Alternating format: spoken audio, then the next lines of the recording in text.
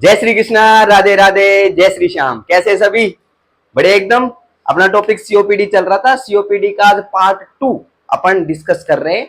COPD में अपन ने part 1 के अंदर क्या होता है सीओपीडी, क्या इसकी ईटियोलॉजी रहती है, क्या रिस्क फैक्टर रहते हैं, क्या पैथोफिजियोलॉजी होती है, कौन कौन सी कंडीशन इसके अंदर डिस्कस कर रहे हैं, उनमें क्या क्या टाइप्स थे। ठीक है, बाकी इसकी स्टेजेस सारे अपन ने पार्ट 1 के अंदर डिस्कस कर दिए। अब आगे के टॉपिक पे अपन चलेंगे। तो जनरली थोड़ा सा अपन रिवाइज कर लेते हैं। ब्रीथिंग के अंदर डिफिकल्टी आप लोगों को देखने को मिलती है, एयर फ्लो लिमिटेशन के कारण आपको सीओपीडी के अंदर देखने को मिलती है। तो यही अपन सीओपीडी के में डिस्कस करते हैं कि एयर फ्लो लिमिटेशन की कंडीशन होती है, ब्रीथिंग डिफिकल्टी आपको देखने को मिलती है, that is not completely reversible. ये कंडीशन अपन पढ़ते हैं। बाकी ईटियोलॉजी के अंदर क्रोनिक स्मोकर्स की अपन ने इसके अंदर क्या करी थी, बात करी थी। बाकी इम्यूनो कॉम्प्रोमाइज पर्सन हो गए। ठीक है, नेक्स्ट अगर बात करें इसके अंदर और तो इन्फेक्शंस की कंडीशंस हो गई, वो भी अपन ने बात करी थी। अल्फा 1 एंटीट्रिप्सिन की डेफिशिएंसी के कारण आपको देखने को मिलता है, ये भी पॉइंट अपन ने डिस्कस कर दिए थे। बाकी इसके टाइप्स वगैरह सारे अपन ने डिस्कस कर दिए थे। अब अपन सीओपीडी में नेक्स्ट पॉइंट के ऊपर अपन चल रहे हैं। सीओपीडी में जनरली दो चीजों का अपन डिस्कशन कर रहे हैं। किसका डिस्कशन अपन कर रहे हैं? पहला पॉइंट जो अपन यहाँ पर पढ़ रहे हैं वो अपन कर रहे हैं chronic bronchitis. First point is chronic bronchitis. Chronic bronchitis. तो सीओपीडी में पहला जो डिसऑर्डर अपन कंसिडर कर रहे हैं, तो डिस्कस करें, that is chronic bronchitis. Next जो पॉइंट अपन यहाँ पर डिस्कस कर रहे हैं, सेकंड पॉइंट, वो अपन डिस्कस कर रहे हैं एम्फाइसीमा। एम्फाइसीमा, ये पॉइंट अपन क्या कर रहे हैं इसके अंदर कंसिडर कर रहे हैं। अब अपन जो पढ़ रहे हैं सीओपीडी में, सबसे पहले टॉपिक जो आज की क्लास में वो पढ़ रहे हैं, वो अपन पढ़ रहे हैं क्लिनिकल मैनिफेस्टेशंस। क्या पढ़ रहे हैं? Clinical manifestations. Clinical manifestations of COPD, ये अपन पढ़ रहे हैं। ठीक है, एक बार क्रोनिक ब्रोंकाइटिस को थोड़ा सा अपन एलोबरेट करते हैं। क्रोनिक ब्रोंकाइटिस की अगर अपन बात करें तो ये ट्रेकिया वाला पोर्शन अपन ने बनाया। ठीक है, नेक्स्ट अगर बात करें, यहाँ पर आप लोगों को क्या देखने को मिल रही है, ये लंग्स आपको देखने को मिल रही है। ओके, अब सीओपीडी की अगर बात करें तो इसमें जो क्रोनिक ब्रोंकाइटिस है, इस ब्रोंकाई वाले रीजन के अंदर आपको क्या देखने को मिला था? इस ब्रोंकाई वाले रीजन में हाइपर सिक्रीशन ऑफ म्यूकस आप लोगों को देखने को मिलता। और ये हाइपर सिक्रीशन ऑफ म्यूकस यहाँ पर आपको देखने को मिल रहा है। और हाइपर सिक्रीशन ऑफ म्यूकस के कारण जब साउंड की अगर बात करें तो एयर यहाँ पर जब पास आउट होगी तो कैसी साउंड आपको सुनाई देगी? व्हीजिंग साउंड सुनाई देगी।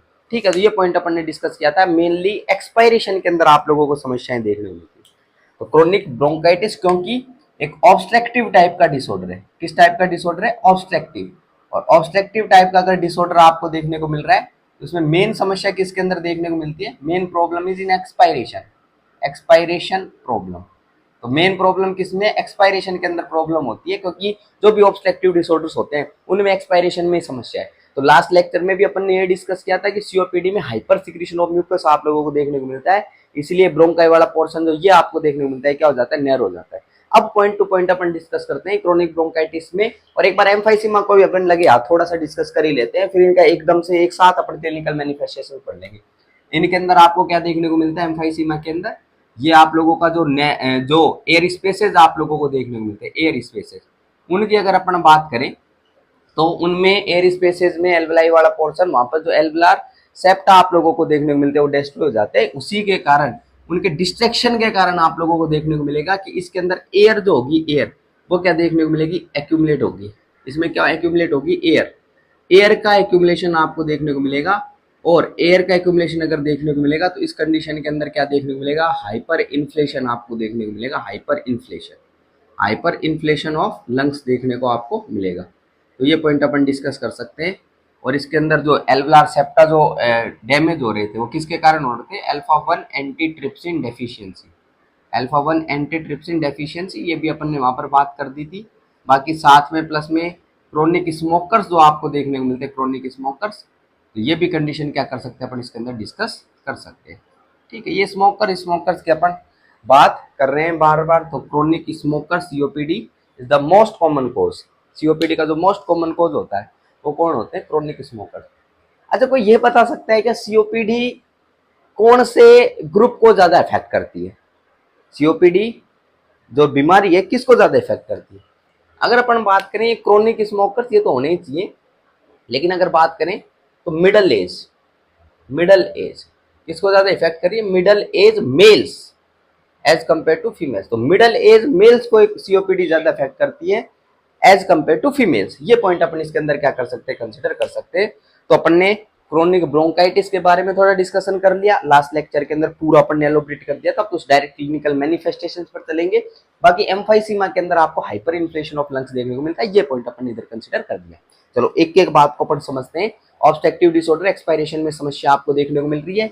जब पेशेंट एक्सपायर आपका करेगा तो बाहर जब एयर को निकालेगा तो स्पेशल टाइप की साउंड आप लोगों को सुनाई देगी, and that special type of sound is a whistling type of sound, and that is known as wheezing. That is mainly seen in during expiration. जब एक्सपायर कर रहा होगा जब आपको व्हीजिंग साउंड सुनाई देगी। अगर इंस्पायरेशन के टाइम पर भी ये व्हिstling साउंड आपको सुनाई देती है, that will denote the more severity of the disease, that will denote more severity of the disease कि अब सीवियर कंडीशन बढ़ गई है। तो ये पॉइंट अपन इसमें कंसीडर कर सकते हैं। नेक्स्ट पॉइंट के ऊपर अपन चले इसके अंदर, तो और क्या क्या पॉइंट अपन इसके अंदर ध्यान रख सकते हैं। तो पेशेंट आपको क्रोनिक ब्रोंकाइटिस का देखने को मिलेगा, उसके अंदर क्या देखने को मिलेगी, क्रोनिक कफ, क्रोनिक परसिस्टेंट कफ, क्रोनिक परसिस्टेंट कफ, क्रोनिक परसिस्टेंट कफ, ये आप लोगों को देखने को मिलेगी। और साथ के अंदर आपको क्या देखने को मिलेगा, copious copious thick thick thick white और येलो येलो स्पूटम, ये आपको देखने को मिलेगा। ठीक है, तो पेशेंट एक्सपेक्टोरेट करेगा जब, तो थिक और वाइट या फिर येलो स्पूटम आप लोगों को देखने को मिलेगा। तो ये पॉइंट अपन इसमें क्रोनिक ब्रोंकाइटिस के अंदर कंसिडर कर सकते हैं। ठीक है, तो एक पॉइंट अपन ने ध्यान रखा, क्रोनिक परसिस्टेंट कफ देखने को मिली, बाकी ये कंडीशन आप लोगों को देखने को मिली। और इस कंडीशन के अंदर हो क्या रहा है, जो एयर वे आपको देखने को मिल रहा है, इधर एयर वे, उनमें CO2 बाहर की तरफ निकल नहीं पा रही है, कार्बन डाइऑक्साइड। तो कार्बन डाइऑक्साइड अगर बाहर की तरफ बॉडी से निकल नहीं पा रही है, तो उस कंडीशन में क्या, जो पल्मोनरी आर्टरी और यहाँ पर जो पल्मोनरी कैपिलरीज आप लोगों को देखने को मिलती है, इसमें CO2 क्या करेगी, इधर डिफ्यूज करेगी, और CO2 पूरी बॉडी सर्कुलेशन के अंदर क्या दिखाई देगी, आपको सर्कुलेट करती हुई नजर आएगी CO2। और उसके कारण बॉडी के अंदर क्या चीज, क्योंकि CO2 की कंसंट्रेशन बढ़ रही है, तो उसके कारण बॉडी में हाइपोक्सीमिया, हाइपोक्सिया, इनकी कंडीशन डेवलप होती है। ठीक है, तो ब्लड के अंदर भी ऑक्सीजन की कंसंट्रेशन कम, बाकी CO2 आप लोगों को इधर देखने को मिल रही है, तो हाइपोक्सिया की कंडीशन यहाँ पर आप लोगों को देखने को मिलती है। तो इसमें अगर अपन बात करें, हाइपोक्सिया की कंडीशन अगर देखने को मिल रही है, तो उसके कारण ऐसे पेशेंट के अंदर टेकिपनिया की कंडीशन डेवलप होती है। कैसी कंडीशन, टेकिपनिया, किसके कारण, हाइपोक्सिया के कारण टेकिपनिया। टेकिपनिया का मतलब होता है increase in respiratory rate. Respiratory rate का बढ़ जाना, मतलब तेज सांस से लेगा वो पेशेंट। तो ये पॉइंट अपन इसमें डिस्कस कर सकते हैं। टेकिपनिया के साथ में जो देखने को मिलेगा वो डिफिकल्टी देखने को मिलेगी, तो डिफिकल्टी इन ब्रीथिंग आपको देखने को मिलेगी, डिस्निया की कंडीशन आपको नजर आएगी। बाकी ऐसे पेशेंट के अंदर चेस्ट टाइटनेस, तो ये भी कंप्लेन लेके आता है, तो चेस्ट टाइटनेस की कंडीशन आप लोगों को देखने को मिलती है। चेस्ट टाइटनेस ये भी कंडीशन आपको देखने को मिलती है। पेशेंट आपको आके बोलता है कि मुझे चेस्ट टाइट लग रही है, क्या लग रही है, मुझे चेस्ट टाइट लग रही है। तो ये भी जो कंप्लेन लेके आता है पेशेंट। तो डिस्निया हो गया, हाइपोक्सिया के कारण टेकिपनिया की कंडीशन देखने को मिलती है। और ये पेशेंट आपके पास में आएगा ना, बैठेगा, मतलब वैसे थका हुआ, बिल्कुल मतलब बोले तो थका हुआ, वीकनेस इसके अंदर आपको देखने को मिलेगी। ठीक है, फटीग क्या देखने को मिलेगा, बाकी फटीग इसके अंदर आपको देखने को मिलेगा, वीकनेस, फटीग, ये कंडीशन आपको देखने को मिलेगी। अब ये पेशेंट आपके पास में है, बैठा, बिल्कुल थका, मतलब ऐसे सांस ले रहा बहुत जोर से, बैठ गया, और घुटनों के ऊपर हाथ रख लेगा और बिल्कुल ऐसे थोड़ा नीचे झुक के फिर सांस लेगा। ठीक है, ऐसी पोजीशन के अंदर ये आप लोगों को बैठ के नजर आएगा। ऐसी पोजीशन अगर देखने को मिलता है, कुर्सी के ऊपर बैठ गया, चेयर पे बैठ गया, घुटनों पे हाथ रखा है, ऐसे आगे झुक के, और ये ऐसे सांस ले रहा है गहरी, then just go for the COPD. कि सीओपीडी उसके अंदर आप लोगों को देखने को मिल सकता है, क्योंकि उसको सांस लेने में दिक्कत हो रही है, तो वैसे सांस लेने की कोशिश करेगा। ठीक है, ये तो वीकनेस की कंडीशन हो गई, फटीग की कंडीशन होगी। बाकी डिस्निया की कंडीशन देखने को मिल रही है, और ऐसे अगर सांस लेगा तो जो कि एक्सेसरी मसल्स है रेस्पिरेशन की, उनका यूज आपको देखने को मिलेगा। Use of accessory muscles, use of accessory muscles for respiration, use of accessory muscles for respiration. Respiration के लिए एक्सेसरी मसल्स का क्या इस्तेमाल देखने को मिलेगा, यूज देखने को मिलेगा, यूज ऑफ एक्सेसरी मसल। ठीक है, तो इंस्पायरेटरी एक्सेसरी मसल, और मेनली एक्सपायरेशन के अंदर दिक्कत देखने को मिल रही है एक्सपायरेटरी मसल्स। जैसे कि अगर बात करें एब्डोमिनल मसल्स की, आप लोग बात कर सकते हो, किसकी बात कर सकते हो, एब्डोमिनल मसल्स की बात कर सकते हो, एक्सपायरेशन के लिए रेस्पॉन्सिबल आपको देखने को मिलेगी। और एब्डोमिनल मसल्स क्या है, एक्सेसरी मसल्स आप लोगों को देखने को मिलती है। ठीक है। बाकी इंटरकोस्टल मसल्स, तो यूज ऑफ एक्सेसरी मसल्स में अपन लिख सकते हैं कौन कौन सी मसल्स। अगर एक्सपायरेशन की बात करते हैं तो intercostal muscle, intercostal muscles, intercostal muscles. और अगर अपन बात करें एब्डोमिनल मसल्स, इसकी बात करें एब्डोमिनल मसल्स, इनका यूज वो ज्यादा करता हुआ आप लोगों को नजर आएगा। बाकी इंस्पायरेशन के टाइम पर, इंस्पायरेशन के टाइम पर जो ये आपको देखने को मिलती है स्क्लेने मसल्स वगैरह हो गई, इनका ज्यादा यूज करता है। तो ये पॉइंट अपन क्या कर सकते हैं इसमें कंसिडर कर सकते हैं। और मेन समस्या एक्सपायरेशन की तो intercostal muscles and abdominal muscles, ये जो है ये फोर्सफुल एक्सपायरेशन के अंदर इस्तेमाल में आती है। इनका एक कॉन्ट्रैक्शन आपको देखने को मिलता है, तभी फोर्सफुल एक्सपायरेशन देखने को मिलता है। तो ये पॉइंट इसमें ध्यान रख सकते हैं। फटीग फटीग नजर आ रहा था, वीकनेस नजर आ रही थी, एक्सेसरी मसल्स का क्या कर रहा है वो यूज कर रहा है। बाकी बॉडी में हाइपोक्सिया की कंडीशन क्या हो चुकी है, जनरेट हो चुकी है।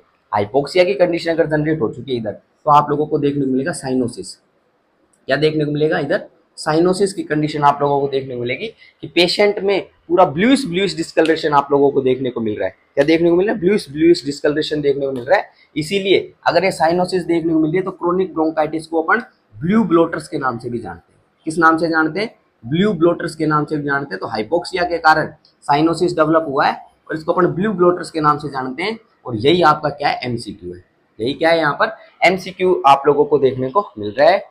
बाकी और पॉइंट की अगर अपन इधर डिस्कशन करना चाहें तो क्या डिस्कस कर सकते हैं इसके अंदर, ये साइनोसिस की कंडीशन आपको कब नजर आती है, कब नजर आएगी। तो एक नोट डाल के अपन स्टार मार्क बना के एक पॉइंट भी लिख सकते हैं, कब नजर आएगी, जब 5 ग्राम हीमोग्लोबिन से भी ज्यादा डीऑक्सीजनेटेड देखने को मिले 100 ml आर्टीरियल ब्लड में, तब साइनोसिस की कंडीशन नजर आएगी।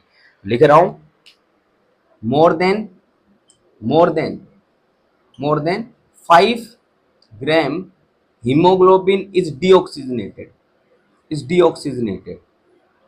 more than 5 gram hemoglobin is deoxygenated in 100 ml of arterial blood, in 100 ml of arterial blood। अगर arterial blood 100 ml arterial blood लिया और उसमें 5 ग्राम से भी ज्यादा हीमोग्लोबिन डीऑक्सीजनेटेड है, तो उसी में साइनोसिस की कंडीशन आपको देखने को मिलेगी, तभी साइनोसिस की कंडीशन डेवलप होती है।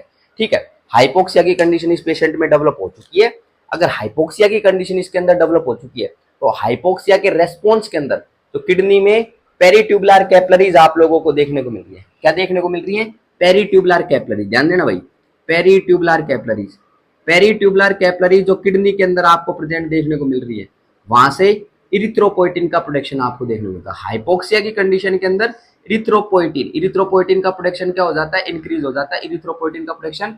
और इरिथ्रोपोइटिन का प्रोडक्शन अगर इंक्रीज हो जाता है तो इसके कारण क्या देखने को मिलेगा आपको, आरबीसी का प्रोडक्शन क्या हो जाता है, बढ़ जाता है। इसीलिए इस कंडीशन के अंदर आपको, इस पेशेंट के अंदर जो कि क्रोनिक ब्रोंकाइटिस से सफर कर रहा था, ये ऐसे पेशेंट के अंदर क्या नजर आएगा, इंक्रीज आरबीसी प्रोडक्शन के कारण पॉलीसीथीमिया आप लोगों को देखने को मिलता है। तो अगर आरबीसी का प्रोडक्शन बढ़ जाए तो उस कंडीशन को पॉलीसीथीमिया नाम से अपन जानते हैं। तो ऐसे पेशेंट के अंदर पॉलीसीथीमिया की कंडीशन आप लोगों को नजर आएगी। ठीक बात है क्या, चेस्ट टाइटनेस, डिस्निया वगैरह, ये पॉइंट अपन इसके अंदर कंसीडर कर सकते हैं। कैसा पेशेंट आपको देखने को मिलेगा, कैसे आएगा, ये पॉइंट अपन इसके अंदर कंसीडर कर चुके हैं। ठीक है, बाकी अगर अपन बात करें इधर इस कंडीशन के अंदर, अगर अपन डिस्कस करना चाहें तो ध्यान दे सकते हैं कि इधर इस एरिया के अंदर CO2 एक्यूमुलेट हो रही है। क्या एक्यूमुलेट हो रही है इस एरिया के अंदर, CO2 एक्यूमुलेट हो रही है। और साथ के अंदर यहाँ पर इस वाले पोर्शन के अंदर आपको क्या देखने को मिलेगा, क्योंकि जो गैस एक्सचेंज जो देखने को मिल रही है वो प्रॉपर तरीके से गैस एक्सचेंज इस एरिया के अंदर आपको नजर नहीं आ रही। तो प्रॉपर गैस एक्सचेंज अगर नजर नहीं आ रही तो नॉर्मल रेस्पॉन्स के तौर पर ये हाइपोक्सिया की जो कंडीशन यहाँ पर जनरेट हुई है, इसकी कंडीशन जनरेट हुई है, हाइपोक्सिया की कंडीशन जो जनरेट हुई है यहाँ पर, हाइपोक्सिया के कारण पल्मोनरी आर्टरी में वैसोकॉन्स्ट्रिक्शन आपको देखने को मिलता है। हाइपोक्सिया, सुनना भाई, यहाँ पर भी क्या देखने को मिल रहा है, हाइपोक्सिया, लिसन केयरफुली, हाइपोक्सिया की कंडीशन जो आपको यहाँ पर देखने को मिल रही है, hypoxia in lung tissues, in lungs, hypoxia in lung tissues, क्योंकि यहाँ पर भी हाइपोक्सिया की कंडीशन देखने को मिल रही है, CO2 अगर ज्यादा देखने को मिल रही है तो इसके कारण आपको क्या देखने को मिलेगा, वैसोकॉन्स्ट्रिक्शन। क्या देखने को मिलता है, वैसोकॉन्स्ट्रिक्शन देखने को मिलता है, vasoconstriction in pulmonary artery, vasoconstriction in pulmonary artery, ये देखने को मिलता है। इसीलिए पल्मोनरी हाइपरटेंशन की कंडीशन आपको ऐसे पेशेंट में नजर आएगी। तो कैसी कंडीशन, पल्मोनरी हाइपरटेंशन की कंडीशन आपको नजर आएगी। वैसे तो पूरी बॉडी में हाइपोक्सिया अगर नजर आ रहा है किसी को तो उसके कारण वैसोडाइलेशन आपको नजर आता है, लेकिन लंग्स की अगर बात करें तो लंग्स स्पेशल टिश्यू आपको देखने को मिलते हैं। हाइपोक्सिया के रेस्पॉन्स के अंदर जो पल्मोनरी वेसल्स होती है वो क्या कर जाती है, कॉन्स्ट्रिक्ट कर जाती है। अगर कॉन्स्ट्रिक्ट कर जाती है तो उस कंडीशन के अंदर ऐसे पेशेंट के अंदर आपको पल्मोनरी हाइपरटेंशन की कंडीशन आपको नजर आने वाली है। तो ये पॉइंट इसके अंदर क्या कर सकते हैं, अपन कंसीडर कर सकते हैं। क्रोनिक ब्रोंकाइटिस के अंदर आपको नॉर्मली ये चीजें आपको देखने को मिलेगी, ऐसा ऐसा पेशेंट आपको नजर आएगा। ठीक है, मेनली जो कॉमनली जो साइन सिम्टम लेके आता है वो वही होता है, ये कफ वाला सांस लेने के अंदर दिक्कत आपको देखने को मिल रही है, तो ये पोजीशन क्या है, ये साइन एंड सिम्टम्स लेके आता है। और पेशेंट जो नॉर्मल पोजीशन अज्यूम भी करेगा वो ऑर्थोपनिक पोजीशन होगा। कौन सी पोजीशन, ऑर्थोपनिक पोजीशन।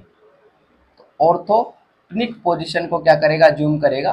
तो अभी अपन ने पोजीशन का डिस्कशन किया, वो ऑर्थोपनिक पोजीशन। ठीक है, या फिर सामने कोई टेबल लगा दो, उस टेबल के ऊपर हाथ रखवा दो पेशेंट का, तो ऐसी पोजीशन में पेशेंट को आराम मिलेगा ऑर्थोपनिक पोजीशन के अंदर। या फिर अगर बात करें हेड एंड जो है, हेड एंड उसको क्या करना है, एलिवेट करना है। हेड एंड को एलिवेट कर देना है अपने को, हेड एंड को एलिवेट कर दो। और क्यों, क्योंकि कंप्लीट लंग एक्सपेंशन आपको देखने को मिलता है। लंग एक्सपेंशन जो होता है वो क्या रहता है, कंप्लीट होता है। तो लंग एक्सपेंशन इस कंडीशन में क्या देखने को मिलेगा, आपको कंप्लीट देखने को मिलता है। इसीलिए अपन ये कार्यक्रम अपन करवाते हैं। एम आई क्लियर और नॉट, बोलो भाई, क्लियर बात है क्या? इतनी बातें क्लियर, ये साइनोसिस वगैरह नॉर्मल समझ में आ गया? बिल्कुल। चलो भाई आगे बढ़ते हैं, एम्फाइसीमा में चलते हैं। एम्फाइसीमा की एक बार बात कर लेते हैं। एम्फाइसीमा की अगर अपन बात करें तो पॉइंट अपन डिस्कस कर लेते हैं इधर।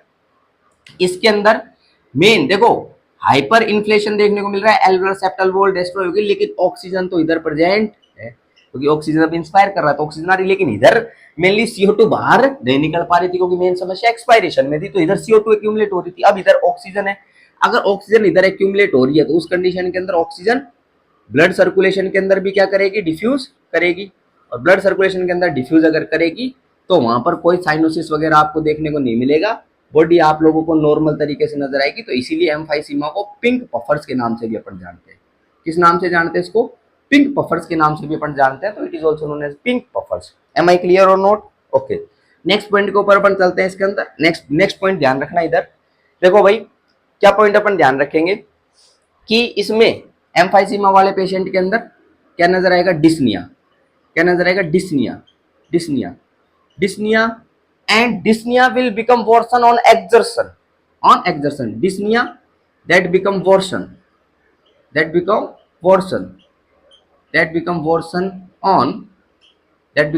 on exertion when patient exert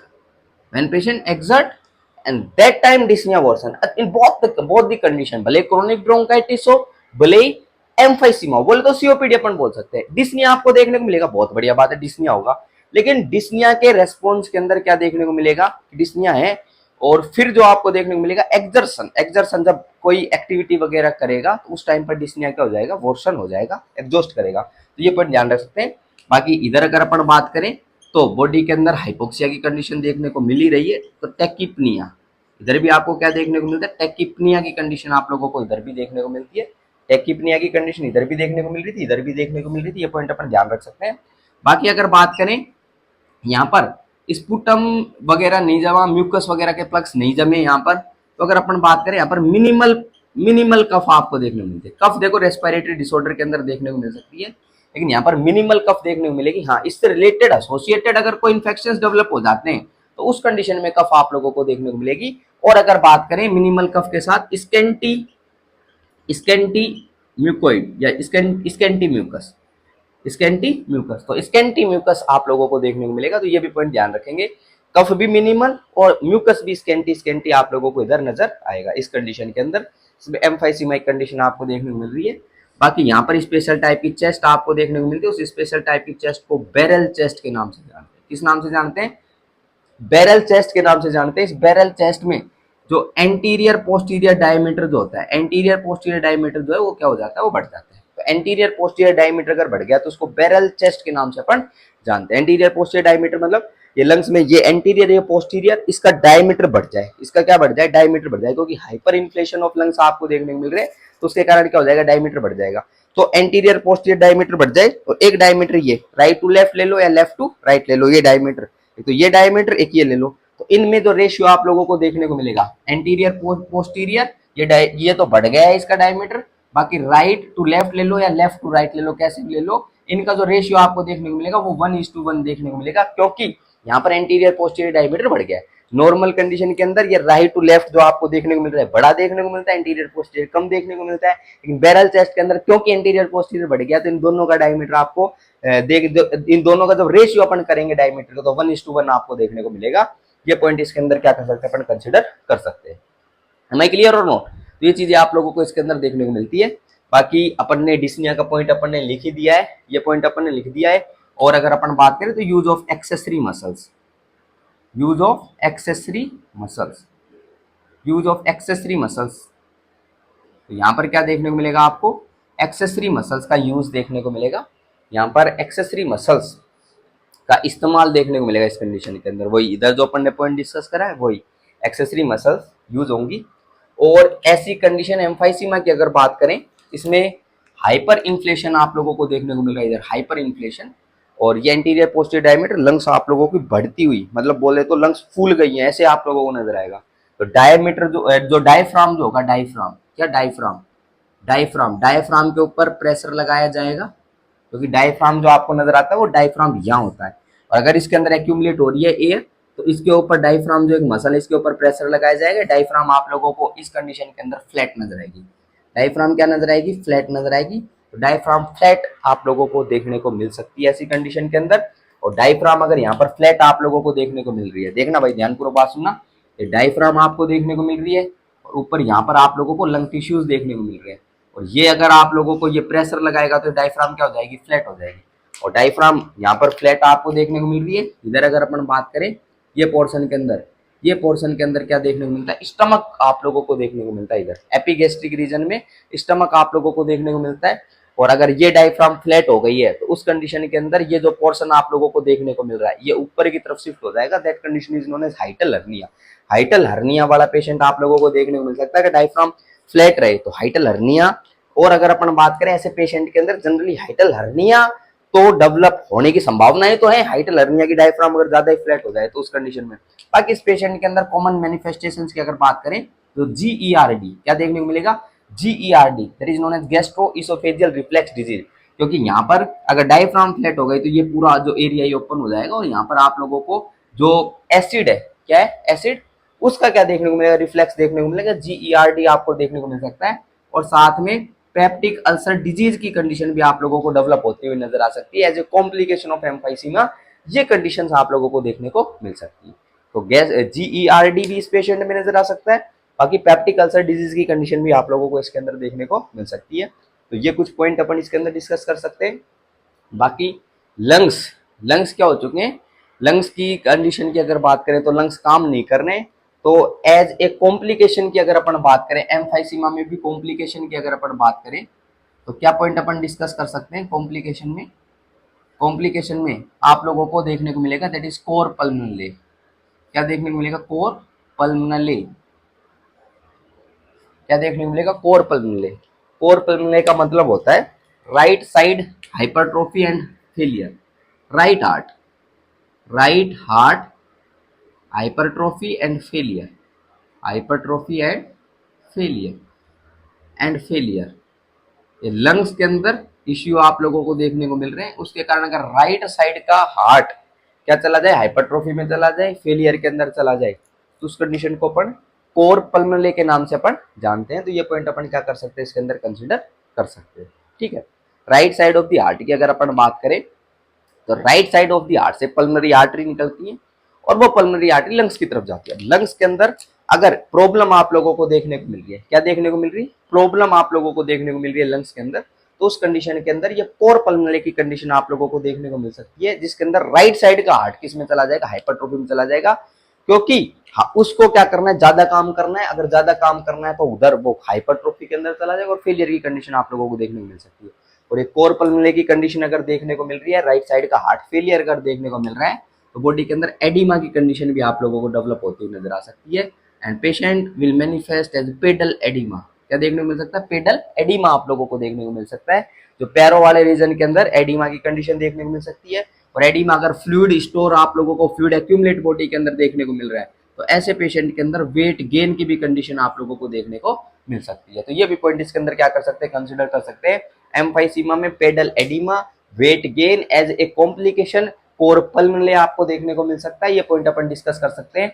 बाकी अगर अपन बात करें तो ऐसे पेशेंट के अंदर आप लोगों को रेस्पिरेटरी फेलियर की भी कंडीशन एज ए कॉम्प्लिकेशन नजर आ सकती है। कैसी कंडीशन, रेस्पिरेटरी फेलियर। इस पेशेंट में रेस्पिरेटरी फेलियर भी आप लोगों को देखने को मिल सकता है।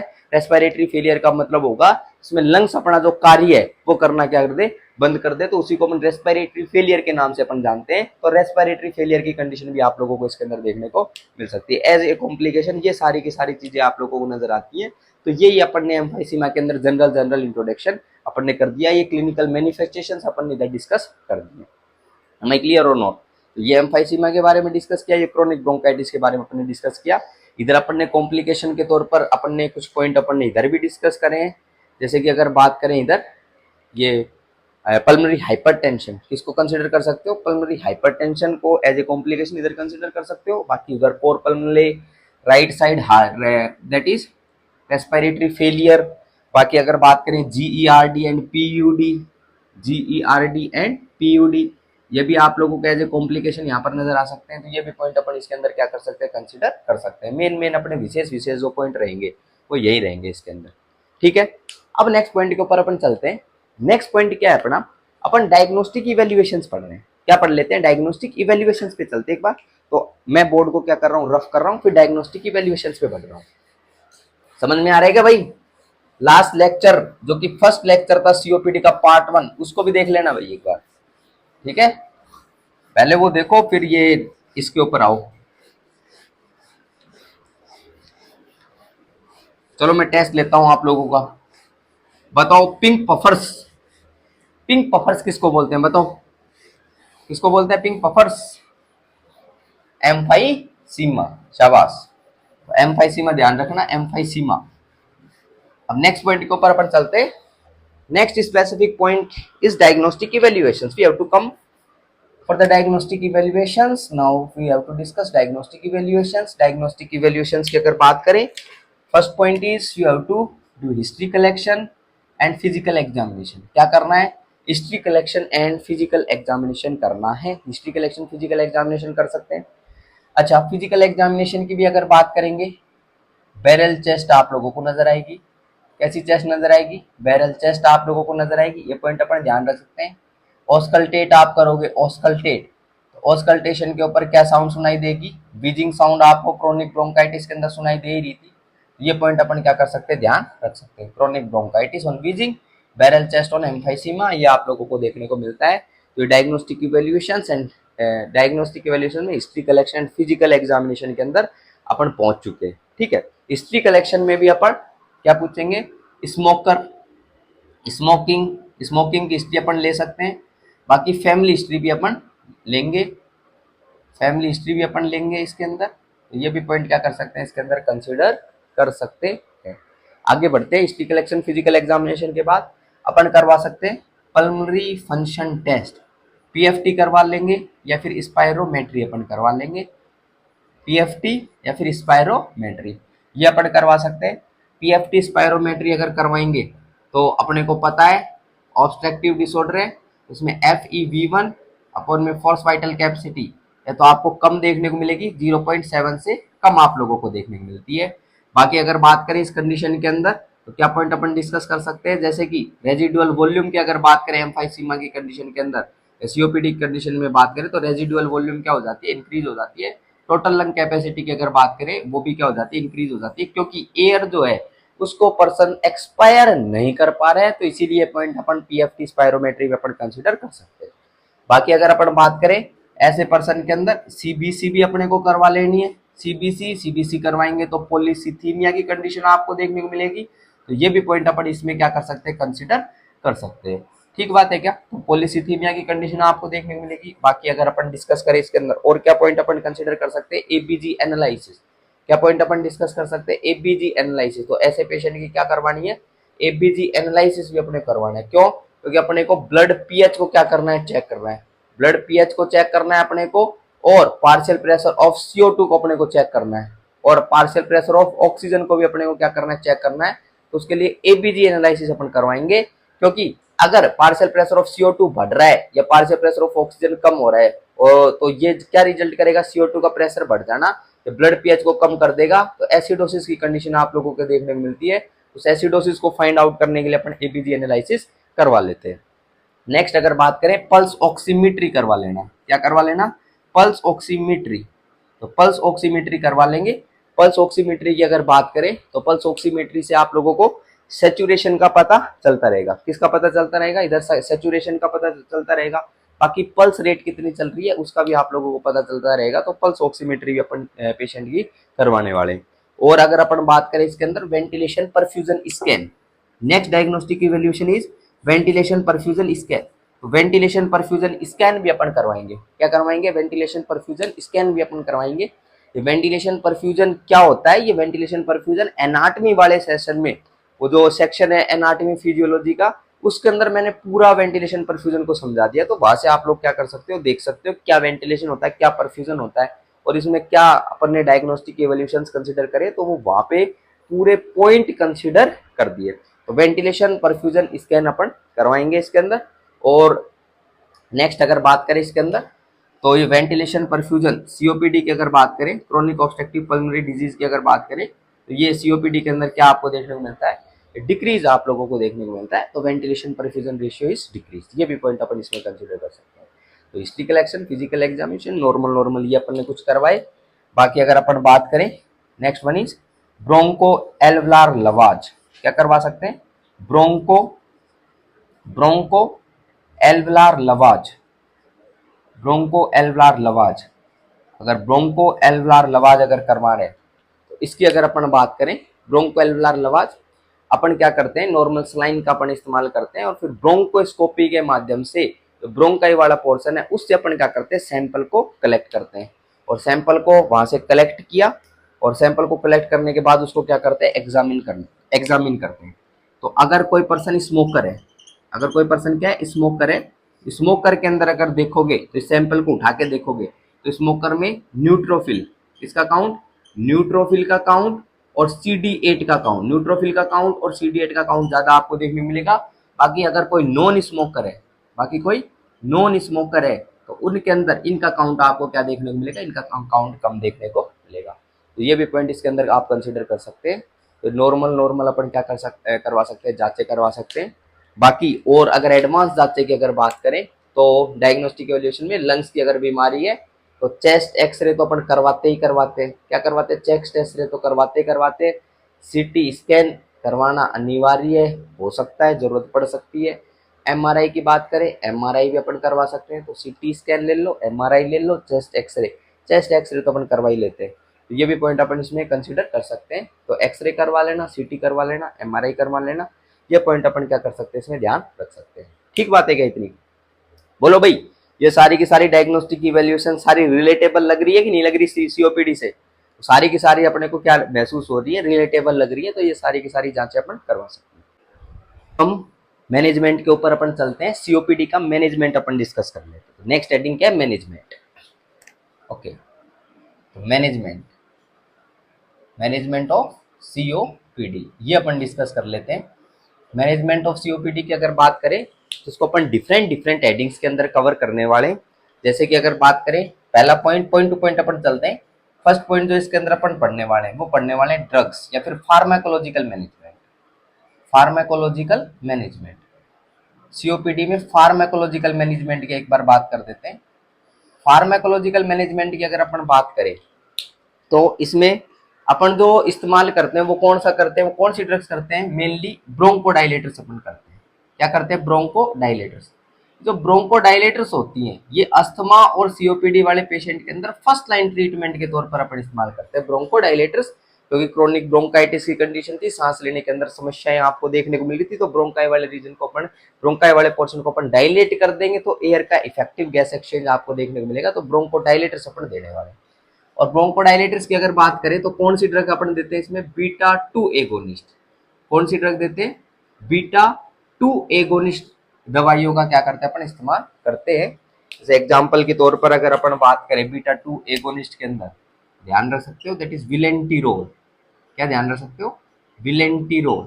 ये आप लोग क्या कर सकते हो, ध्यान रख सकते हो, विलेंटिरोल, जो कि एक very long acting beta 2 agonist होता है। क्या होता है? It is a very long acting beta 2 agonist, जो कि सीओपीडी के अंदर अपन क्या करते हैं, इस्तेमाल करते हैं। ये पॉइंट अपन इसके अंदर कंसिडर कर सकते हैं। ठीक है। बाकी अगर अपन बात करें long acting beta agonist, beta 2 agonist का भी अपन इस्तेमाल कर सकते हैं। ये भी पॉइंट अपन उसके अंदर कंसिडर कर सकते हैं। ठीक है। जैसे कि साल्मिट्रोल, फॉर्मिट्रोल, उनका भी अपन इस्तेमाल कर सकते हैं। और बीटा 2 एगोनिस्ट में शॉर्ट एक्टिंग के अंदर आती है, जैसे ड्रग की अगर बात करें तो साल्ब्यूटामोल, आपने नाम सुना होगा साल्ब्यूटामोल, जो कि किस में इस्तेमाल करते हैं अपन, अस्थमा के ट्रीटमेंट के अंदर क्या कर लेते हैं अपन, इस्तेमाल कर लेते हैं। तो साल्ब्यूटामोल, ये भी पॉइंट ध्यान रखना। लेकिन ये परसिस्टेंट सीओपीडी की कंडीशन आप लोगों को लंबे समय सीओपीडी देखने को मिलता है, तो इसमें long acting, very long acting beta 2 agonist या फिर लॉन्ग एक्टिंग बीटा 2 एगोनिस्ट, इनका अपन इस्तेमाल कर लेते हैं। इनका जो ड्यूरेशन ऑफ एक्शन आप लोगों को देखने को मिलेगा, लगभग देखने को मिलेगा 24 आवर्स से भी ज्यादा, मोर देन 24 आवर्स आप लोगों को इनका ड्यूरेशन ऑफ एक्शन देखने को मिलता है। तो ये पॉइंट अपन इसमें कंसिडर कर सकते हैं कि इसका very long acting beta 2 agonist की बात कर रहे हैं। ठीक है। नेक्स्ट अगर बात करें ब्रोंकोडाइलेटर में, तो एक तो बीटा 2 एगोनिस्ट हो गई। ठीक है। अगर मैं आप लोगों को सवाल पूछना चाहूं, तो आप क्या मुझे बता सकते हैं क्या कि बीटा 2 जो रिसेप्टर है, ये तो इससे पता चल गया कि ये जो ब्रोंकाई वाला रीजन आपको देखने को मिल रहा है, वहां पर जो स्मूथ मसल प्रेजेंट है, वहां पर ये प्रेजेंट आपको देखने को मिलता है। और ये बीटा 2 एगोनिस्ट अगर करेंगे तो सिंपैथेटिक एक्टिविटी अपन कर रहे हैं। क्या कर रहे हैं? सिंपैथेटिक नर्वस सिस्टम की एक्टिविटी अपन कर रहे हैं, इसको बढ़ा रहे हैं।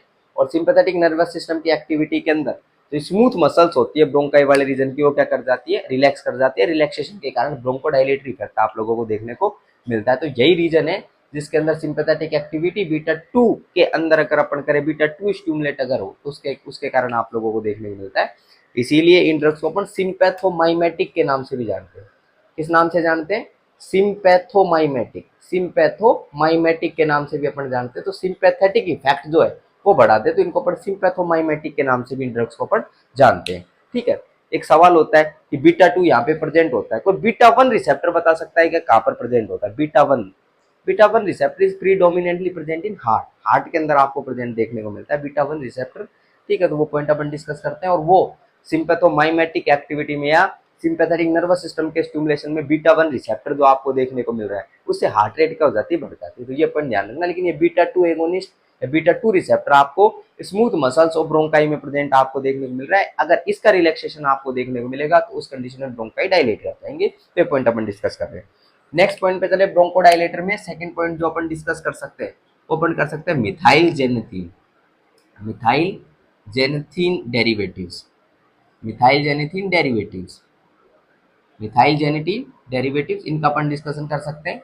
और ये मिथाइल जेनेटिन डेरिवेटिव्स में भी अगर अपन एग्जांपल डिस्कस करना चाहें, तो अपन जैसे कि थियोफिलिन, क्या, थियोफिलिन, थियोफिलिन हो गई। नेक्स्ट अगर डिस्कस करना चाहें तो अमीनोफिलिन हो गई।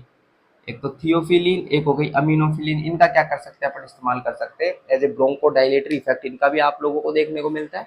तो ये भी पॉइंट अपन इसमें कंसिडर कर सकते हैं। और नेक्स्ट अगर ब्रोंकोडाइलेटर की अगर बात करें तो एंटी कोलिनर्जिक, क्या, anti cholinergic, anti cholinergic, anti cholinergic की अगर अपन बात करें तो ये एसिटाइल कोलिन जो होगा, एसिटाइल कोलिन उसको इनिबिट करने वाली ड्रग है, उसको ब्लॉक करने वाली ड्रग है। क्योंकि जो रिसेप्टर्स काम करेंगे, रिसेप्टर्स एंटी कोलिन जो पैरासिम्पैथेटिक एक्टिविटी के लिए जो रिसेप्टर्स काम करेंगे, जिसपे एसिटाइल कोलिन कंबाइन करेगा, उसको क्या कर देगा, इनिबिट कर देगा। तो एंटी कोलिनर्जिक ड्रग है, एसिटाइल कोलिन को इनिबिट कर रही है। मतलब पैरासिम्पैथेटिक नर्वस को क्या करेगी, सप्रेस करेगी। सिंपैथेटिक को बढ़ाना है, पैरासिम्पैथेटिक को सप्रेस करना है।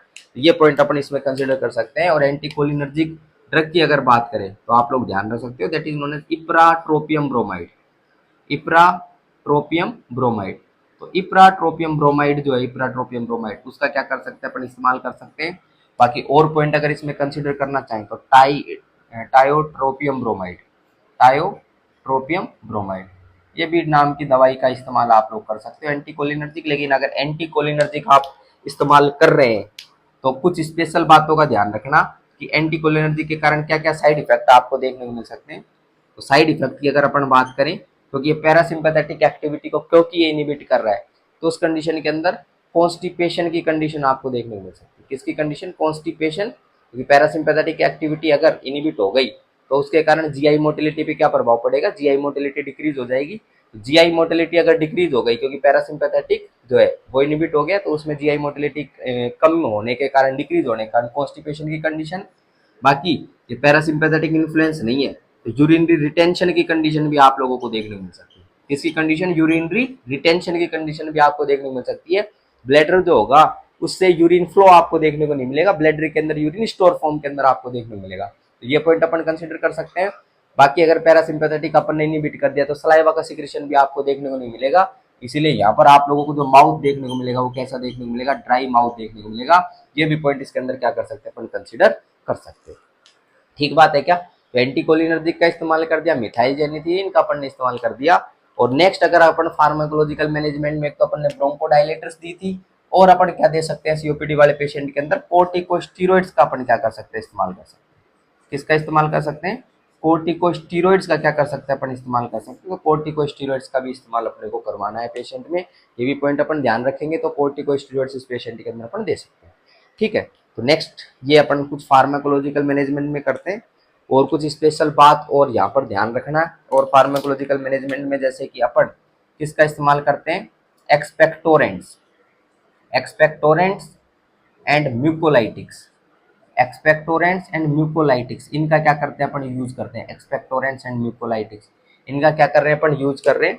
एक्सपेक्टोरेंट्स जो कि खांसी के साथ में ये जो म्यूकस आप लोगों को देखने को मिल रहा है, जो म्यूकस एक्यूमुलेट हुआ है क्रोनिक ब्रोंकाइटिस में, हाइपर सिक्रीशन ऑफ म्यूकस देखने को मिला था, म्यूकस प्लग बने थे, उनको क्या कर देगा? बाहर निकाल देगा। तो ये इनका भी क्या कर सकते हैं अपन? इस्तेमाल कर सकते हैं। लेकिन एक पॉइंट में ध्यान देना, यहाँ पर एक नोट डाल के एक पॉइंट लिख देना कि म्यूकोलाइटिक्स जो है, म्यूकोलाइटिक्स, म्यूकोलाइटिक्स जैसे कि N acetyl cysteine, N acetyl cysteine जो कि पैरासीटामोल पॉइजनिंग का भी एक एंटीडोट होता है। एन एसिटाइल सिस्टीन एक म्यूकोलाइटिक्स की क्लासिफिकेशन में अपन पढ़ते हैं। एन एसिटाइल सिस्टीन आप नाम याद रख सकते हैं। और पैरासीटामोल पॉइजनिंग के अंदर जो एंटीडोट होता है वो भी एन एसिटाइल सिस्टीन ही होता है। तो पॉइंट आप इसमें ध्यान रख सकते हैं, मैं लिख भी देता हूँ। N acetyl cysteine, N acetyl cysteine, N acetyl cysteine, इसका अगर इस्तेमाल कर रहे हैं, या म्यूकोलाइटिक्स का अगर इस्तेमाल कर रहे हैं, और साथ में आपने कफ सप्रेसेंट दे दी जैसे कि डेक्स्ट्रोमेटोरफेन, डेक्स्ट्रोमेटोरफेन, डेक्स्ट्रोमेटोरफेन, इनको अपने को जनरली अवॉइड करना है।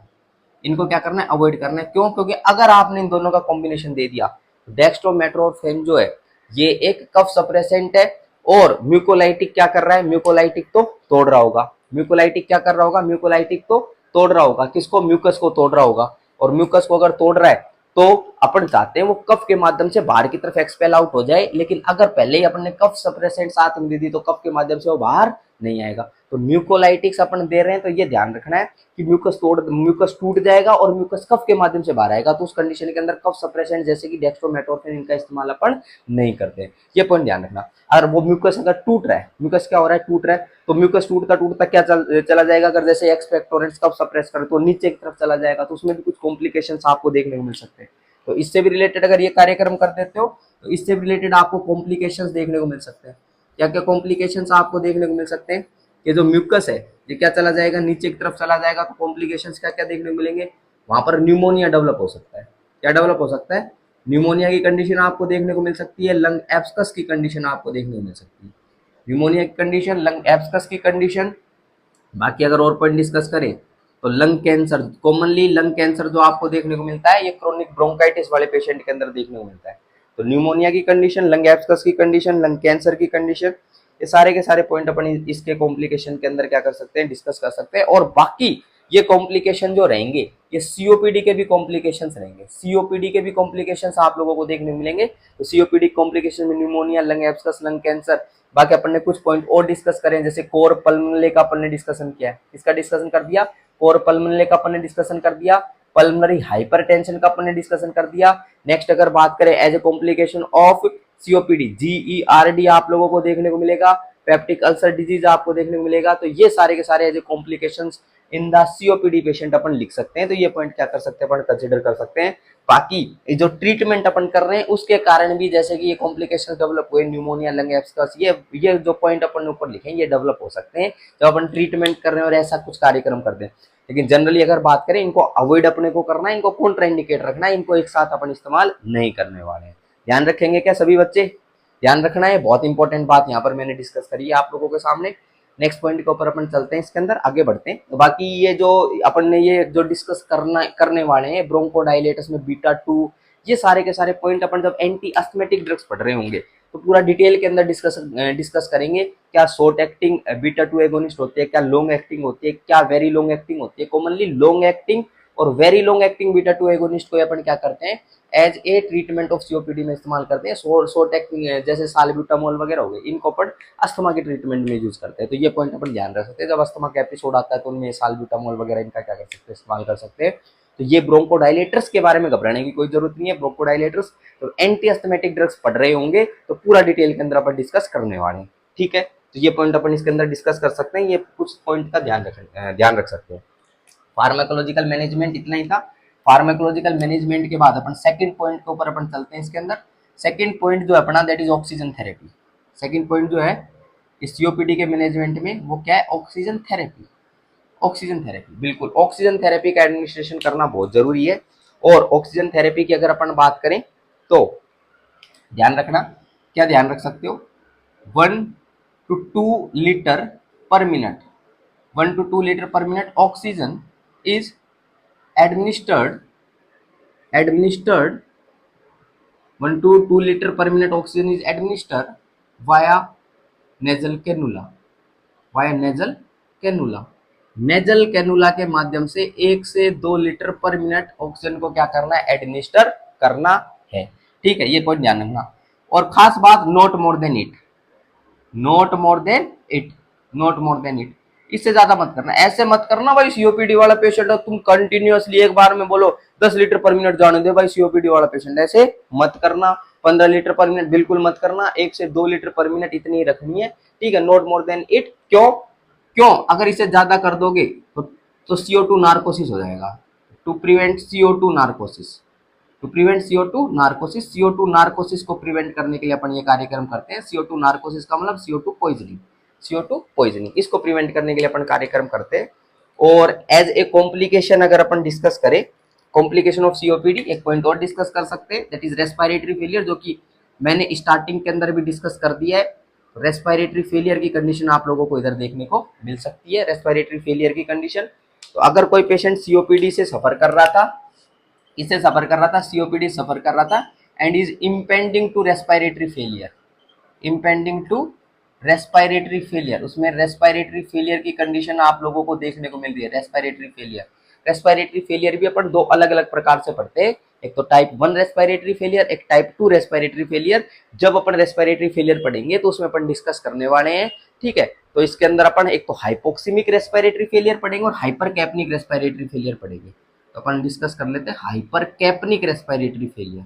तो अगर हाइपरकैप्निक रेस्पिरेटरी फेलियर की कंडीशन आप लोगों को देखने को मिल रही है तो उस हाइपरकैप्निक रेस्पिरेटरी फेलियर के अंदर अगर मतलब जा रहा है पेशेंट सीओपीडी से, तो उसके अंदर अपन क्या यूज कर सकते हैं, वेंचुरी मास्क का क्या करना है, अपने को यूज करना है। वेंचुरी मास्क का क्या कर सकते हैं अपन, इस्तेमाल करते हैं। तो ये भी पॉइंट इसके अंदर कंसीडर कर लेना। ये CO2 नार्कोसिस वाला पॉइंट है, इसको एक बार समझा देता हूँ। CO2 नार्कोसिस क्या होता है, देखो भाई, इन कंडीशन के अंदर जो आपको देखने को मिल रहा था, ब्लड सर्कुलेशन की अगर अपन बात करें, ब्लड सर्कुलेशन की, तो क्योंकि CO2 एक्यूमुलेट होती जा रही थी तो पार्शियल प्रेशर ऑफ CO2 जो था वो आप लोगों को ब्लड सर्कुलेशन के अंदर कंटिन्यूअसली ज्यादा देखने को मिल रहा था, तो CO2 इसके अंदर प्रेजेंट थी, ठीक है। ये पॉइंट ध्यान रखना, CO2।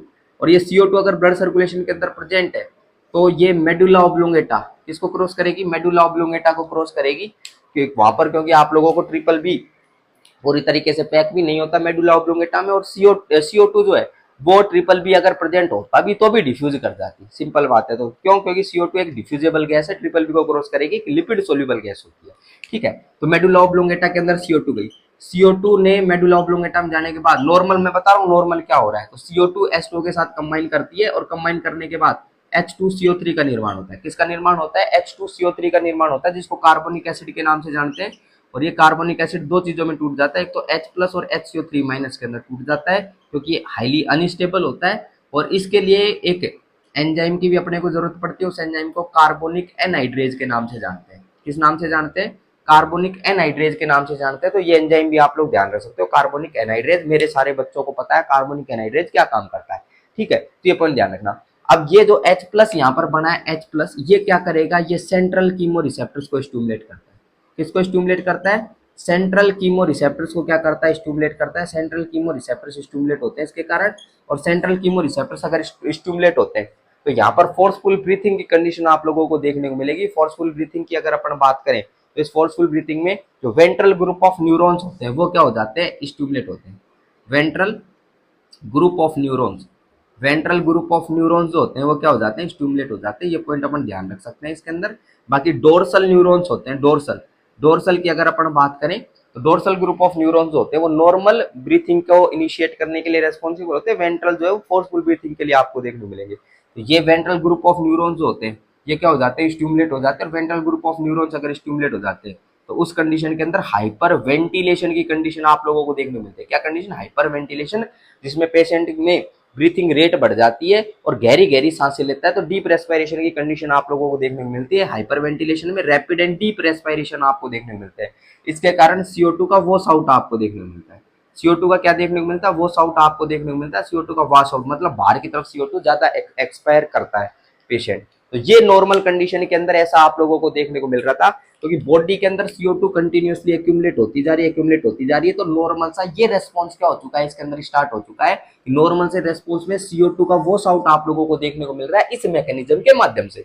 लेकिन आपने क्या करा? मान लो आपने ऑक्सीजन थेरेपी का एडमिनिस्ट्रेशन किया, और ऑक्सीजन थेरेपी आपने एडमिनिस्टर करी, और यहाँ पर ऑक्सीजन जो है आपने कैसे एडमिनिस्टर कर दी? आपने यहाँ से 1 से 2 लीटर पर मिनट की बोल ली है, लेकिन मान लो आपने क्या कर दी? 10 लीटर पर मिनट कर दी। क्या कर दी? 10 लीटर पर मिनट अपन ने कर दी। 10 लीटर पर मिनट कर दी तो ऑक्सीजन ऑक्सीजन इसके अंदर जाएगी, ऑक्सीजन इस CO2 को क्या कर देगी? रिप्लेस कर देगी। कर दी, इस CO2 को रिप्लेस ऑक्सीजन अंदर गई। ऑक्सीजन ऑक्सीजन अगर कंटिन्यूसली बहुत तेज रफ्तार से ऑक्सीजन अंदर की तरफ जा रही है, ऐसे जैसे बहुत अमाउंट के अंदर आपने एडमिनिस्टर कर दी, ये जो पूरा सिस्टम आप लोगों को देखने को मिल रहा है इसको क्या कर देगा? ब्लॉक कर देगा। ये पूरे सिस्टम को क्या कर देगा? ब्लॉक कर देगा। ये ऑक्सीजन अगर जा रही है अंदर, और ऑक्सीजन अगर जा रही है और ये पूरे सिस्टम को ब्लॉक कर देगा, तो उस कंडीशन के अंदर जो CO2 आपको देखने को मिल रही थी, जो CO2 बॉडी के अंदर है वो ज्यादा बाहर की तरफ नहीं जाएगी, क्योंकि ऐसी कंडीशन के अंदर CO2 का वॉश आउट आपको देखने को नहीं मिलेगा। हाइपर वेंटिलेशन डेवलप नहीं होगा अगर ऑक्सीजन को आप ऐसे एडमिनिस्टर कर देते हो। तो उस कंडीशन के अंदर एक्चुअली होगा क्या? उस कंडीशन के अंदर CO2 बाहर की तरफ नहीं जाएगी, CO2 जो है वो बॉडी के अंदर एक्यूमुलेट होने लग जाएगी। CO2 बॉडी में एक्यूमुलेट होने लग जाएगी, और उस कारण से CO2 पॉइजनिंग डेवलप होती है। CO2 का बहुत एक्सेस अमाउंट आपको देखने को मिलता है, क्योंकि अगर ये CO2 वॉश आउट नहीं होगी इस कंडीशन में, ऑक्सीजन का ये रैपिड अपन ने एडमिनिस्ट्रेशन किया उसके कारण, तो बॉडी में एक्यूमुलेट होगी। उस कंडीशन को CO2 नार्कोसिस के नाम से जानते हैं। तो CO2 नार्कोसिस को प्रिवेंट करने के लिए अपन क्या करते हैं? ऑक्सीजन थेरेपी को 2-3 लीटर से ज्यादा नहीं रखना है। तो 1 से 2 लीटर पर मिनट अपन रखते हैं, इससे ज्यादा अपन नहीं रखते हैं। तो ये भी पॉइंट इसमें कंसिडर कर सकते हैं। तो पहला तो अपन ने फार्माकोलॉजिकल मैनेजमेंट पढ़ा, दूसरा ऑक्सीजन थेरेपी अपन ने पढ़ा। ऑक्सीजन थेरेपी के अंदर भी मैंने CO2 नार्कोसिस वाला जो पॉइंट है वो मैंने डिस्कस कर दिया है। ठीक है, बाकी ये रेस्पिरेटरी फेलियर आपको देखने को मिल रहा है, तो दो अलग अलग प्रकार से, हाइपोक्सीमिक और हाइपरकैप्निक रेस्पिरेटरी फेलियर। जब रेस्पिरेटरी फेलियर पढ़ेंगे तो अपन डिस्कस करेंगे रेस्पिरेटरी फेलियर का सिंपल सा क्या मतलब होता है, कि लंग्स जो है, जो अपना इनका जो फंक्शन है गैसियस एक्सचेंज का, अगर वो काम नहीं कर पा रही है तो उस कंडीशन को अपन रेस्पिरेटरी फेलियर के नाम से अपन जानते हैं। अब नेक्स्ट पॉइंट के ऊपर अपन चलते हैं, इसके अंदर और क्या क्या ट्रीटमेंट अपना रहेगा मैनेजमेंट ऑफ COPD में। तो मैं थोड़ा बोर्ड को रफ कर देता हूँ, आगे बढ़ते हैं। ठीक है, क्या क्या पॉइंट अपन इसके अंदर कंसिडर और करने वाले हैं, और की बात कर देते हैं एक बार, ध्यान देना भाई। 2 पॉइंट तो ये हो गए। नेक्स्ट पॉइंट है पल्मोनरी रिहेबिलिटेशन। थर्ड पॉइंट जो इसमें अपन कंसिडर करते हैं that is pulmonary rehabilitation. Pulmonary rehabilitation, अच्छा पल्मोनरी रिहेबिलिटेशन का क्या मतलब होता है? पल्मोनरी रिहेबिलिटेशन इसका मतलब होता है कि पल्मोनरी रिहेबिलिटेशन का मतलब कैसे पल्मोनरी सपोर्ट के ऊपर पेशेंट को लें, कि कैसे मतलब पेशेंट के अंदर प्रॉब्लम्स देखने को मिल रही हैं उनको कैसे अपन रिकवर करें। तो इसमें अपन क्या क्या करवा सकते हैं, ध्यान रखना।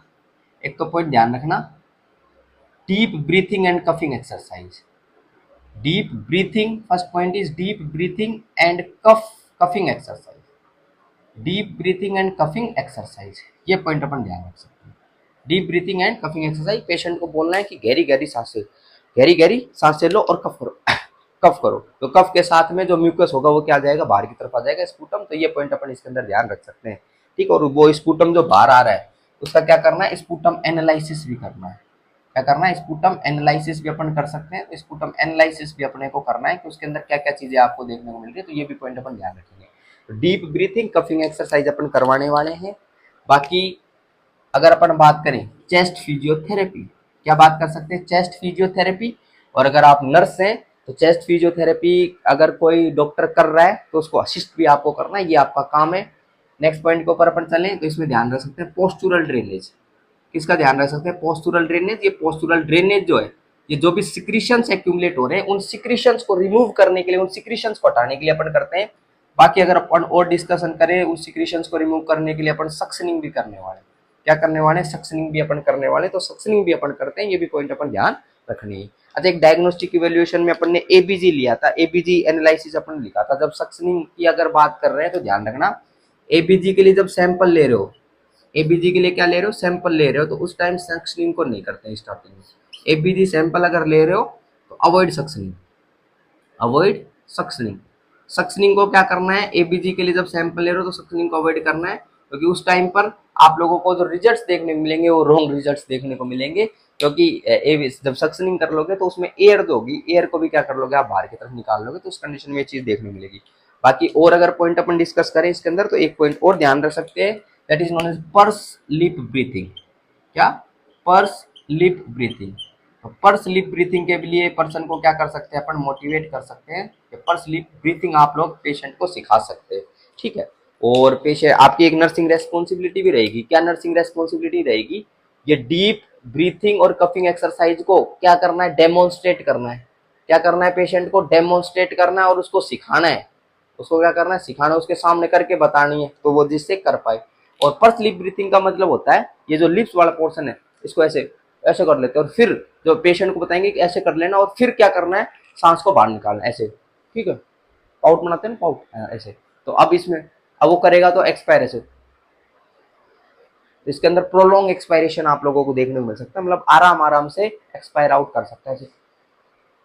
ठीक है, तो ये पॉइंट अपन ध्यान रख सकते हैं, इसको अपन पर्स लिप ब्रीथिंग के नाम से जानते हैं। तो ये भी पॉइंट अपन इसमें कंसिडर कर सकते हैं पल्मोनरी रिहेबिलिटेशन में।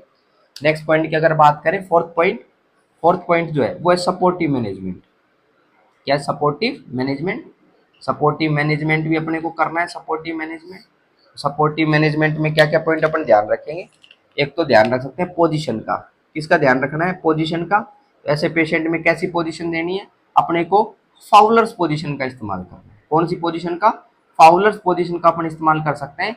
या फिर अगर अपन बोले ऑर्थोपनिक पोजीशन भी अपन दे सकते हैं इसमें। क्या दे सकते हैं, ऑर्थोपनिक पोजीशन का भी क्या कर सकते हैं अपन इस्तेमाल कर सकते हैं।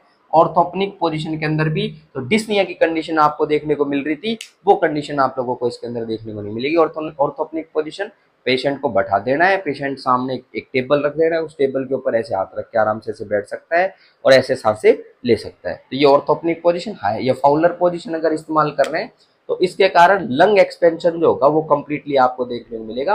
तो लंग एक्सपेंशन क्या होगा, इसके कारण लंग एक्सपेंशन आप लोगों को अच्छी तरीके से देखने को मिलेगा। तो ये सपोर्टिव मैनेजमेंट में अपन ये कार्यक्रम कर सकते हैं। तो पोजीशन की अपन ने बात कर दी, बाकी सक्शनिंग वगैरह ये पॉइंट अपन इधर कंसिडर कर सकते हैं। ठीक है, एक्सरसाइज वगैरह के बारे में बता सकते हो, तो ये सारे के सारे पॉइंट अपन इसमें कंसिडर कर सकते हैं। नेक्स्ट पॉइंट इधर और क्या ध्यान रखना, एक्सरसाइज जो आप लोगों को देखने को मिलेंगी, एक्सरसाइज। एक्सरसाइज की अगर अपन बात करें तो एक्सरसाइज को जो है, जो मतलब एक्स्ट्रा वर्क वाली जो एक्सरसाइज है, हैवी वर्कआउट को अवॉइड करना। हैवी वर्कआउट को क्या करना है, अवॉइड करना है। अवॉइड हैवी वर्कआउट को क्या करना है, अवॉइड करना है। क्यों, क्योंकि पर्सन में आप लोगों को देखने को मिल रहा था डिस्निया ऑन एक्सर्शन। क्या देखने को मिल रहा था, डिस्निया ऑन एक्सर्शन देखने को मिल रहा था, डिस्निया ऑन एक्सर्शन। तो डिस्निया ऑन एक्सर्शन अगर देखने को मिल रहा है तो मतलब जब वो एक्टिविटीज करेगा, ठीक है, तो वो उसमें क्या होगा, डिस्निया डेवलप होगा। तो जिम वगैरह जा रहा है, वेट लिफ्टिंग वगैरह कर रहा है, तो उस टाइम पर ये चीज आप लोगों को देखने मिलेगी। और अगर बात करें डाइट की, एक बार बात कर लेते हैं डाइट की। डाइट की अगर अपन बात करें, बैलेंस डाइट अपन पेशेंट को देते हैं, बैलेंस डाइट में रखना है। और अपन बात करें हाई कैलोरी, क्या, high calorie and protein diet. High calorie and protein diet अपन देते हैं ऐसे पेशेंट के अंदर, high calorie and protein diet in small frequent meals, in small frequent meals. तो स्मॉल फ्रीक्वेंट मील्स के अंदर क्या करते हैं अपन, इसका यूज करते हैं। मतलब बार बार अपन देंगे, ऐसे नहीं एक बार एक्सपोजर करवा देंगे इतनी हैवी डाइट का, लेकिन स्मॉल स्मॉल थोड़ा थोड़ा करके अपन हाई कैलोरी और प्रोटीन डाइट का देने वाले हैं। और अगर अपन बात करें ऐसे पेशेंट के अंदर, जैसे एम्फाइसीमा की अगर बात कर रहे थे, तो एम्फाइसीमा वाले पेशेंट के अंदर क्या चीज देखने को मिल रही थी, ये लंग्स का हाइपर इन्फ्लेशन देखने को मिल रहा था, उसके कारण डायफ्राम नीचे की तरफ चला गया था, फ्लैट डायफ्राम देखने को मिल रहा था, उससे कॉम्प्लिकेशन के तौर पर जीईआरडी और पीयूडी की कंडीशन आप लोगों को देखने को मिल रही थी। ये कंडीशन आप लोगों को अगर देखने को मिल रही है तो ध्यान रखना, जो गैस फॉर्मिंग फूड है उनको भी अवॉइड करना पड़ेगा। गैस फॉर्मिंग फूड्स जो है, गैस फॉर्मिंग फूड्स उनको क्या करना पड़ेगा, अवॉइड करना पड़ेगा। ये एक नर्सिंग रेस्पॉन्सिबिलिटी फिर है आपकी, avoid the gas forming foods, ये भी पॉइंट ध्यान रखना। नेक्स्ट पॉइंट की अगर बात करें, क्विट स्मोकिंग। क्विट स्मोकिंग, भाई स्मोकिंग को क्विट करवाना ही पड़ेगा, कोई इलाज नहीं है कि स्मोकिंग को क्विट करवाना पड़ेगा। क्यों करवाना पड़ेगा, क्योंकि याद करो, जो मिडल एज पीपल आपको देखने को मिल रहे हैं, उनके अंदर स्मोकर्स जो है, क्या है, क्रोनिक स्मोकर्स जो है, और उनकी अगर बात करें, उनमें सीओपीडी कंडीशन आप लोगों को ज्यादा देखने को मिलती है। Middle age mens are more affected as compare to females, ये भी पॉइंट ध्यान रख सकते हो। तो स्मोकिंग को क्या करना है, इस कंडीशन के अंदर क्विट करना है। और स्मोकिंग को क्विट करवाने के लिए एक ड्रग भी अपन इस्तेमाल करते हैं, दैट इज नोन एज ब्यूप्रोपियोन। ब्यूप्रोपियोन, उस ड्रग का भी क्या करते हैं अपन, इस्तेमाल करते हैं। ब्यूप्रोपियोन नाम की जो ड्रग आपको देखने को मिलती है, ये ड्रग क्या काम आती है, ये स्मोकिंग को छुड़वाने के लिए, मतलब किसी को लत लग जाती है ना स्मोकिंग की लत की, अब तो पिएगा ही पिएगा, तो उसको छुड़वाने के लिए अपन ब्यूप्रोपियोन नाम की दवाई का क्या करते हैं, अपन इस्तेमाल करते हैं। तो ये भी पॉइंट इसके अंदर कंसिडर आप लोग कर सकते हैं। मैनेजमेंट में ध्यान रख सकते हैं, गुड हाइड्रेशन को मेंटेन करना। किसको मेंटेन करना है, गुड हाइड्रेशन। गुड हाइड्रेशन को मेंटेन करना है, ये भी पॉइंट इसके अंदर ध्यान रखना है, गुड हाइड्रेशन। और लगभग 3 litre per day, 3 litre per day इतना फ्लूइड इनटेक अपने को करवाना है। क्यों करवाना है, पहला पॉइंट, पहला तो फायदा ये होगा इस हाइड्रेशन के मेंटेन करने का, पानी ज्यादा पिलाने का, तो म्यूकस जो देखने को मिल रहा है, म्यूकस वो क्या हो जाएगा, थिन हो जाएगा। म्यूकस क्या हो जाएगा, थिन आपका देखने को मिलेगा, म्यूकस थिन हो जाएगा। और नेक्स्ट कंडीशन के अंदर अगर अपन बात करें, जब हाइपर वेंटिलेशन की कंडीशन देखने को मिल रही है, हाइपर वेंटिलेशन के अंदर क्या हो रहा है, जब CO2 एक्सपायर आउट कर रहा है, या एयर को जब एक्सपायर कर रहा है, बाहर निकाल रहा है, तो उस टाइम डिहाइड्रेशन की कंडीशन देखने को मिल सकती है। क्योंकि जो वाटर होता है, वाटर का भी वाटर जो होता है वो भी क्या होता है, कुछ अमाउंट के अंदर लॉस आपको देखने को मिलता है। तो उसको टू प्रिवेंट डिहाइड्रेशन, क्योंकि एक्सपायरेशन के टाइम पर वाटर लॉस आपको देखने को मिलता है, तो उस डिहाइड्रेशन को प्रिवेंट करने के लिए भी अपन क्या करते हैं, गुड हाइड्रेशन का मेंटेन यहाँ पर करते हैं। तो ये कुछ पॉइंट अपन ध्यान रख सकते हैं यहाँ पर, जो है गुड हाइड्रेशन को मेंटेन कर लो, ब्यूप्रोपियन ड्रग का दे दो, ये अपन कुछ इसमें स्पेशल पॉइंट्स अपन इसमें कंसिडर कर लेते हैं। अब नेक्स्ट पॉइंट के ऊपर अपन चलते हैं, एक बार सर्जिकल मैनेजमेंट की बात कर लेते हैं। किसकी बात कर लेते हैं, सर्जिकल मैनेजमेंट की। तो नेक्स्ट पॉइंट है that is the surgical management. COPD में सर्जिकल मैनेजमेंट अपन क्या क्या करते हैं, ये पॉइंट अपन डिस्कस कर लेते हैं, एक बार करें। चलो, सर्जिकल मैनेजमेंट की अगर अपन बात करें, तो सर्जिकल मैनेजमेंट की बात कर लेते हैं एक बार। सर्जिकल मैनेजमेंट में एक तो पॉइंट ध्यान रखना, क्या, एक तो होता है लंग वॉल्यूम रिडक्शन सर्जरी, एलवीआरएस का मतलब लंग वॉल्यूम रिडक्शन सर्जरी, लिख देता हूं, लंग वॉल्यूम रिडक्शन सर्जरी। क्योंकि ध्यान रखो, जो एम्फाइसीमा वाला पेशेंट था, उस एम्फाइसीमा वाले पेशेंट के अंदर लंग वॉल्यूम बढ़ चुका था, एयर स्पेस जो आपको देखने को मिल रहा है, उसके अंदर एयर एक्यूमुलेट हो गई थी। तो उस लंग वॉल्यूम को क्या करना है, अपने को रिड्यूस करना है, तो लंग वॉल्यूम रिडक्शन सर्जरी अपने को करनी है, ठीक है। और एम्फाइसीमा वाले पेशेंट की अगर अपन बात करें, एम्फाइसीमा, एक तो ये लंग वॉल्यूम रिडक्शन सर्जरी अपन कर रहे हैं, ठीक है, ये पॉइंट अपन ध्यान रख देंगे सर्जरी में, तो सर्जरी में वो ठीक हो जाएगा।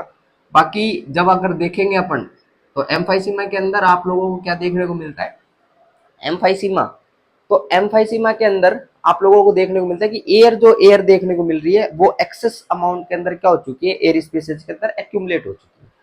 तो इसीलिए अपन क्या कर रहे हैं, लंग वॉल्यूम रिडक्शन सर्जरी अपन कर रहे हैं, कि जो वो एयर जो है उसके अंदर क्या हो चुकी है, एक्यूमुलेट हो चुकी है, उसको क्या कर सकते हैं अपन, रिमूव कर सकते हैं। या फिर वो जो टिश्यूज आप लोगों को देखने को मिले, उनको क्या कर सकते हैं, अपन रिमूव कर सकते हैं। तो ये लंग वॉल्यूम रिडक्शन सर्जरी अपन करवाते हैं।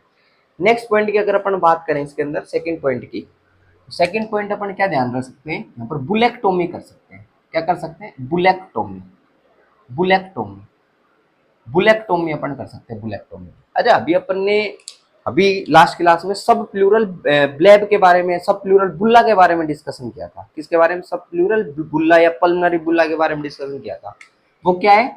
एयर फिल्ड कैविटीज आपको देखने को मिलती है। क्या? एयर फिल्ड कैविटीज आपको देखने को मिलती है। 1 सेंटीमीटर से भी ज्यादा का डायमीटर उनका आपको देखने को मिल रहा है, जो कि वेंटिलेशन तो आपको उधर देखने को मिल रहा है, लेकिन गैसियस एक्सचेंज देखने को नहीं मिल रही। तो फिजियोलॉजिकल डेड स्पेस के लिए कंट्रीब्यूशन होता है उसका। क्या होता है? फिजियोलॉजिकल डेड स्पेस के लिए क्या करते हैं? कंट्रीब्यूट करते हैं।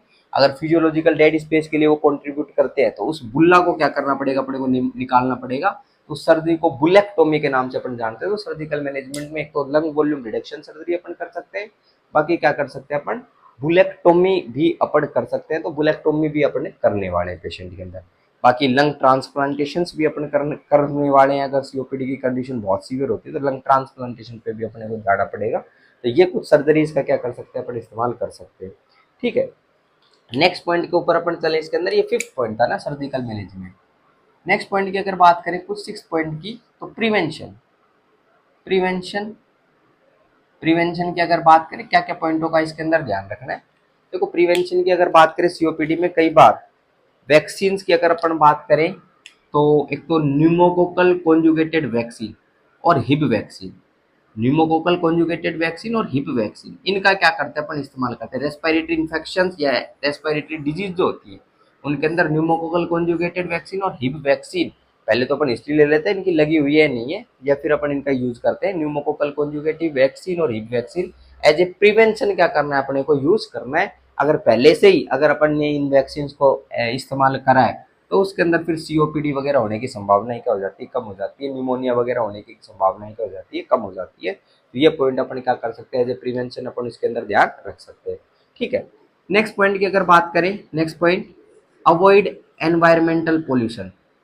Avoid environmental pollution. Environmental pollution, अगर बहुत सारा पोल्यूशन आपको देखने को मिल रहा है तो ऐसे एनवायरमेंट, पोल्यूटेड एनवायरमेंट को क्या करना है अपने को? अवॉइड करना है। नेक्स्ट पॉइंट ध्यान रखना, avoid crowds. Avoid crowds, crowds को भी क्या करना है? अवॉइड करना है, क्योंकि क्राउड्स में किसी को भी इन्फेक्शन की कंडीशन हो सकती है। और वो कंडीशन, इन्फेक्शन की कंडीशन जो है, आप लोग जब उसके कांटेक्ट में आएंगे तो आपको भी क्या हो सकती है? क्या हो सकती है उसके अंदर? कंडीशंस डेवलप हो सकती है। तो सीओपीडी वाला पेशेंट जब अगर कांटेक्ट में आता है, अगर किसी को इन्फेक्शन हो रखे हैं तो उसके अंदर भी क्या हो सकते हैं? इन्फेक्शन की कंडीशन डेवलप हो सकती है। ठीक है, ये पॉइंट ध्यान रखना। अच्छा, ये पॉइंट एक और कंसिडर करना, जो एम्फाइसीमा वाला पेशेंट है जिसमें एयर एक्यूमुलेट हो रही है, तो एयर के कारण जो लंग्स आपको देखने को मिलेंगी वो हाइपर रेजोनेंट लंग्स होगी। कैसी लंग्स होगी? Hyper resonant. हाइपर रेजोनेंट, क्योंकि लंग्स के अंदर आप लोगों को एयर एक्यूमुलेट होगी, तो रेजोनेंस क्या होगी? ज्यादा देखने को मिलेगी। हाइपर रेजोनेंस की कंडीशन देखने को मिलेगी। ये हाइपर रेजोनेंस न्यूमोथोरेक्स की कंडीशन में भी देखने को मिलती है। और न्यूमोथोरेक्स सीओपीडी का एक कॉम्प्लिकेशन भी हो सकता है। न्यूमोथोरेक्स सीओपीडी का एक कॉम्प्लिकेशन भी हो सकता है। और उन दोनों में हाइपर रेजोनेंस की कंडीशन आपको देखने को मिलती है। न्यूमोथोरेक्स जो होता है, न्यूमोथोरेक्स में जो प्लूरा वाला जो रीजन आपको देखने को मिल रहा है उसके अंदर क्या हो जाता है? उसके अंदर एक्यूमुलेट हो जाती है एयर। एयर का एक्यूमुलेशन आपको देखने को मिलता है। तो भी पॉइंट अपन ध्यान रख सकते हैं। तो ये प्रिवेंशन के अंदर ये कुछ स्पेशल बातों का अपन ध्यान रख सकते हैं। एयर पोल्यूशन वगैरह को अवॉइड करना है। Next, occupational exposure. Avoid occupational occupational exposure, exposure of of of toxic gases and fumes. Toxic gases and fume, तो टॉक्सिक गैसेज एंड फ्यूम्स का जो एक्सपोजर जो आपको देखने को मिलता है उसको क्या कर सकते हैं? अवॉइड कर सकते हैं। तो ये भी पॉइंट इसके अंदर ध्यान रख सकते हैं अपन। और अगर अपन बात करें इसके अंदर, तो नेक्स्ट पॉइंट ध्यान रख लेना, that is nursing management. Nursing management, nursing management ये बहुत स्पेशल बात है, आप लोगों की जिम्मेदारी है, तो बिल्कुल अपने को करना है। पहला पॉइंट अपने को ध्यान रखना है इसके अंदर, वाइटल साइंस को मॉनिटर करेंगे। मॉनिटर वाइटल्स, और वाइटल्स में भी मेनली अगर अपन बात करें तो कार्डियोवेस्कुलर और रेस्पिरेटरी। कार्डियोवेस्कुलर और रेस्पिरेटरी, इनको क्या करना है? अपने को मॉनिटर करना है। बाकी अगर बात करें, avoid avoid excessive activities. Avoid excessive activities के लिए अवॉइड करेंगे अपन। और साथ में and promote rest. And promote rest, rest को क्या कर सकते हैं? इसके अंदर प्रमोट कर सकते हैं। ये क्राउड वगैरह को अवॉइड अपने को करना ही है। अवॉइड क्राउड, पेशेंट को बोल देना कि क्राउडी, जो क्राउडी इलाके है उसके अंदर ना जाए। ऑक्यूपेशनल एक्सपोजर अगर हो रखा है, ऐसे जगह काम करता है तो उसको अवॉइड करवा देना। वैक्सीन वगैरह का देख लेना। तो ड्रग्स जो है, ड्रग्स को टाइम पर दे देना जो डॉक्टर साहब ने प्रिस्क्राइब करी है, ठीक है। कॉम्प्लिकेशंस के लिए मॉनिटर करना, मॉनिटर फॉर कॉम्प्लिकेशंस, कॉम्प्लिकेशंस के लिए मॉनिटर करना। और अगर अपन बात करें इस पेशेंट के अंदर कॉम्प्लिकेशंस के लिए अपन ने मॉनिटर कर लिया, और कंटिन्यूसली आपको इसकी क्या करना है, इसका फिजिकल एग्जामिनेशन करना ही करना है। तो पेशेंट का फिजिकल एग्जामिनेशन करते रहना, ब्रीथ साउंड को सुनते रहना, ब्रीथ साउंड सुनते रहना, ब्रीथ साउंड। क्योंकि जैसे ये क्रोनिक ब्रोंकाइटिस कंडीशन होती है, उसके अंदर व्हीजिंग साउंड आप लोगों को सुनाई देती है। तो ऐसे आप लोग क्या कर सकते हो, इसमें नर्सिंग मैनेजमेंट का ध्यान रख सकते हो। बाकी चेस्ट फिजियोथेरेपी के लिए असिस्ट करना बहुत जरूरी है। सक्शनिंग आप लोगों को करनी इस पेशेंट में बहुत जरूरी रहेगी। पोस्टुरल ड्रेनेज आपका काम है, तो ये भी पॉइंट अपन ध्यान रखेंगे। डिफरेंट डिफरेंट पोजीशंस देंगे सिक्रीशंस को रिमूव करने के लिए। ये डेमोन्स्ट्रेट कर देना, ये अपन ने एक नर्सिंग रेस्पॉन्सिबिलिटी लिख दी। पर स्लीप ब्रीथिंग के बारे में बता देना, ठीक है। ये कुछ पॉइंट ध्यान रखना। ये डाइट वगैरह के बारे में बता देना, बता देना पेशेंट को to quit smoking, to quit smoking. Smoking को क्या करना है, क्विट करवाना है पेशेंट को, तो टू क्विट स्मोकिंग, ये भी पॉइंट ध्यान रख लेना। और ये पॉइंट अपन इतने इधर कंसिडर कर लिए। अगर सर्जरी वगैरह हो रखी है तो डॉक्टर साहब की क्या कर सकते हैं, मदद कर सकते हैं। ये भी पॉइंट इसके अंदर अपन कंसिडर करने वाले हैं। नेक्स्ट अगर बात करें, वेट को मॉनिटर कर लेना, monitor weight, monitor weight, weight को क्या करना, मॉनिटर करना। क्योंकि अगर जैसे कॉम्प्लिकेशन के तौर पर अपन ने कोर पल्मोनरी डिस्कस किया था, कोर पल्मोनरी में राइट साइड हार्ट फेलियर देखने को मिलता है। अगर right side heart failure condition देखने को मिले तो बॉडी के अंदर एडिमा की कंडीशन देखने को मिलती है, उसके कारण वेट गेन की कंडीशन आप लोगों को देखने को मिलती है। तो ये भी पॉइंट अपन क्या कर सकते हैं, ध्यान रख सकते हैं इसके अंदर, ठीक है। तो कुछ नॉर्मल बातें इनका क्या कर सकते हैं अपन, ध्यान रख सकते हैं। इनका मॉनिटर करना बहुत जरूरी है, इनको देखना बहुत जरूरी है, ठीक है। बाकी एजुकेशन वगैरह देनी है, ठीक है। ड्रग्स वगैरह की एजुकेशन होगी, बाकी पूरी एजुकेशन जो भी अपन दे रहे हैं डायग्नोस्टिक इवेल्युएशंस वगैरह की, वो अपने को करनी है, ठीक है। पेशेंट का ध्यान रखना है। ये सारे के सारे पॉइंट अपन इसमें कंसिडर कर ही रहे हैं नर्सिंग मैनेजमेंट के अंदर, ठीक है क्या। तो I think this COPD topic is sufficient for you. ये अपन ने सीओपीडी पूरा डिटेल डिस्कशन कर लिया है। तो आज के लेक्चर को यही समाप्त अपन कर रहे हैं। Thank you so much for the class.